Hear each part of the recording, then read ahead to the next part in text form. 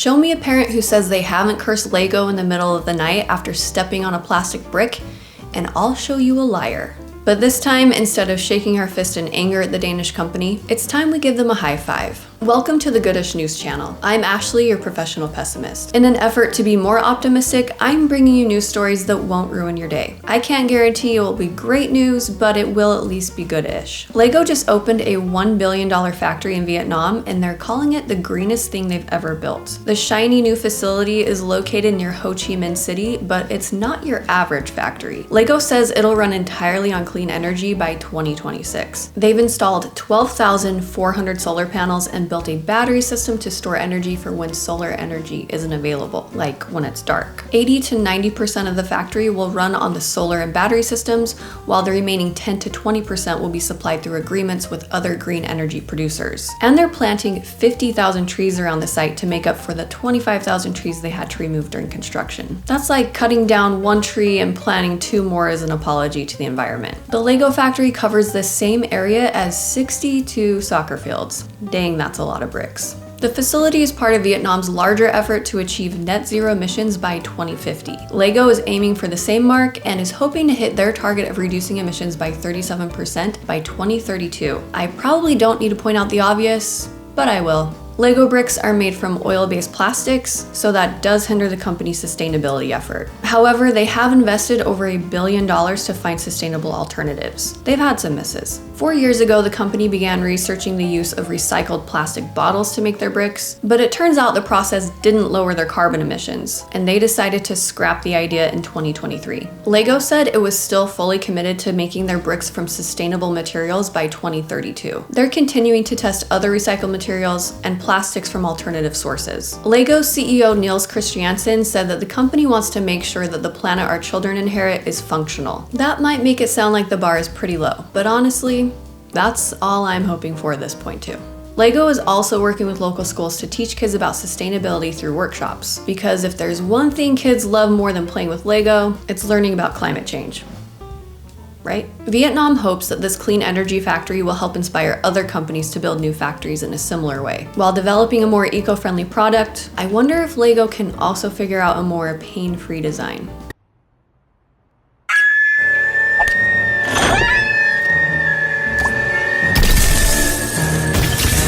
Joe Exotic might be in prison, but there's a new Tiger King in town. Oh wait, this just in. The new one's in jail too. I'm sensing a theme here. Carl Mitchell from Pahrump, Nevada was arrested last week after 7 tigers were found on his property that he claimed were his emotional support animals. This will come as a shock, but Mitchell didn't have the proper permits to own the animals. Mitchell claims he didn't need permits because the tigers were his emotional support animals. Bad news for Mitchell, the Americans with Disabilities Act does not recognize tigers as suitable emotional support animals. Kinda messed up. The sheriff's office had received information Mitchell had been seen several times over the years, walking the tigers both on and off his property unrestrained. He had also let people interact with the tigers. How humans have made it this far as a species, I will never understand.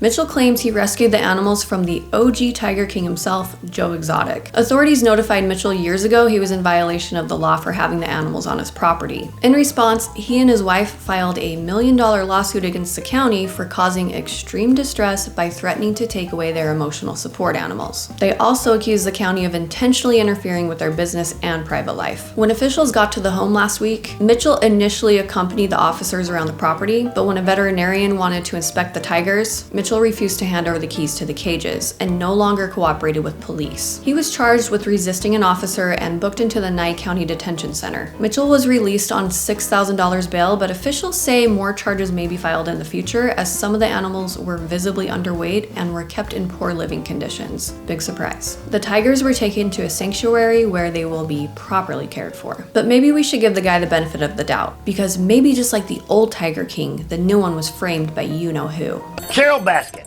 Yep, that lady that profits over one. This week I'm going to try something new. I come across a lot of news stories that are interesting, but they're not long enough to dedicate a full segment to. So I'll summarize a few into something I'll call quick clips. Hopefully this isn't a total fail, but there's only one way to find out. A US-based startup received approval from the FDA for a wearable device capable of tracking Parkinson's disease. The AI-powered device is able to track and log symptoms, such as tremors and motor fluctuations associated with the disease. Here's why it matters. If doctors are able to track an individual patient's symptoms, they can personalize medication dosage and timing. The device provides 24/7 real-time symptom tracking, and it can be integrated with the Apple Watch and the iOS Health Kit. Doctors will be able to track when a medication is working or if it needs to be adjusted. They can also see when symptoms flare and use that information to treat the effects of the disease. Parkinson's, like all diseases, affects each patient differently, so this new tracker could really have a positive effect on the personalized care people receive. A Virginia English teacher has raised over $100,000 in scholarship money for Louisa County high school seniors. Kate Fletcher is a high school teacher and a runner, and she's been combining those two things since 2016 to raise money for her students. Every year, Kate puts on a run to raise scholarship funds. In the past, she's run nonstop for 24 hours. Another year, she did a 105-mile trek. This year, she settled for 42 miles. You might be underwhelmed by that when you consider her past achievements, but she did it all while wearing a tutu, so. Also, how many miles have you run today? Not that I'm shaming you, I haven't run any either. This is just another sign that teachers aren't paid enough. You always hear about how nice Canadians are, which is true, but that doesn't translate to their animals. A gaggle of college students are being tormented by some angry Canada geese. Jory Harris and her roommates live in Waterloo, Ontario, and everything was going fine until some new neighbors moved in, right onto Jory's front lawn. The geese are a nesting pair, so that makes them extra cranky, but you can't get upset with them. Sleepless nights taking care of children will drive anyone to the edge. The geese chase and attack anyone who walks out of the house or has the nerve to use the sidewalk. They've even stolen their roommates' food after beating them up. We're running up the stairs and the croissants went flying, and then the geese started eating them. RIP to those croissants. Jory has contacted animal control but was told there's nothing they can do but wait out the hostile takeover. Eventually, the unhappy couple will move on. However, geese often return to the same nesting site year after year, so the roommates might want to look for other accommodations in the future. Or they can embrace the situation and realize they have comedy gold on their hands.